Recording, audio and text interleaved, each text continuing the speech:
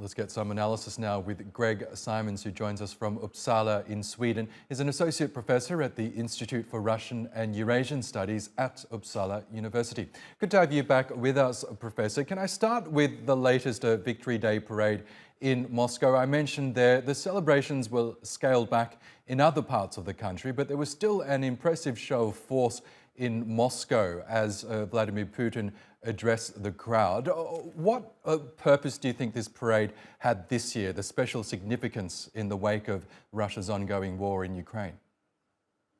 Well, we can even go back well beyond that, because if we remember, Putin, when he first came to power, 1999-2000, one thing he did say, which is pertinent here, and that was a country that does not believe in its past glorious achievements is incapable of creating new achievements in the future.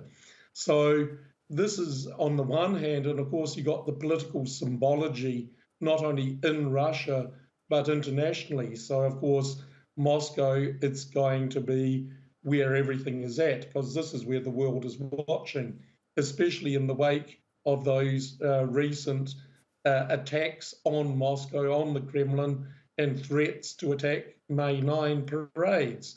So, this is an attempt to show the world not afraid, resilience, and these kinds of virtues. Yes, and he certainly did double down on his message that Russian forces were protecting Russian sovereignty in Ukraine. But we know Russia has suffered a series of setbacks recently, including its ongoing battle in Bakhmut, with the Wagner mercenary forces really failing to capture the city after some months.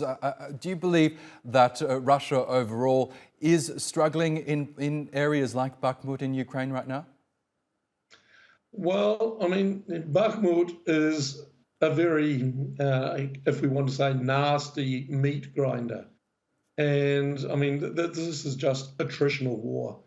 But if we look what's happening now, this is spring.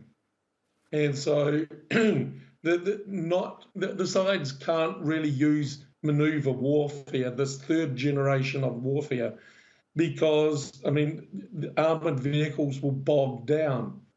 And so, once the ground hardens and movement of armoured fighting vehicles is allowed, I would expect a much greater movement and war of mobility.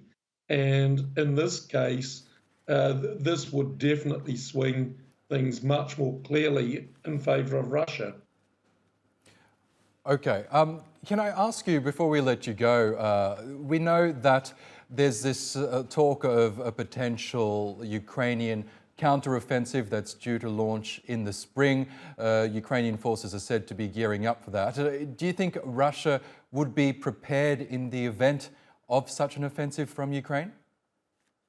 Most definitely, for two reasons.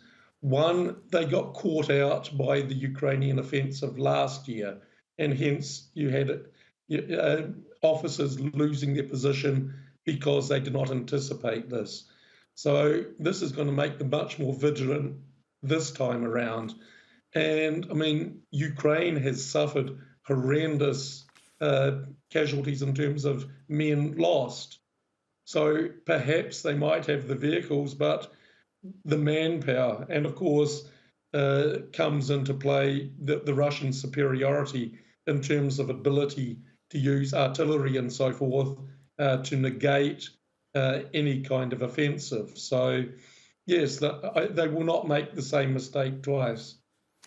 Okay, Greg Simons, we'll have to leave it there, but great to get your thoughts as always. Thank you once again.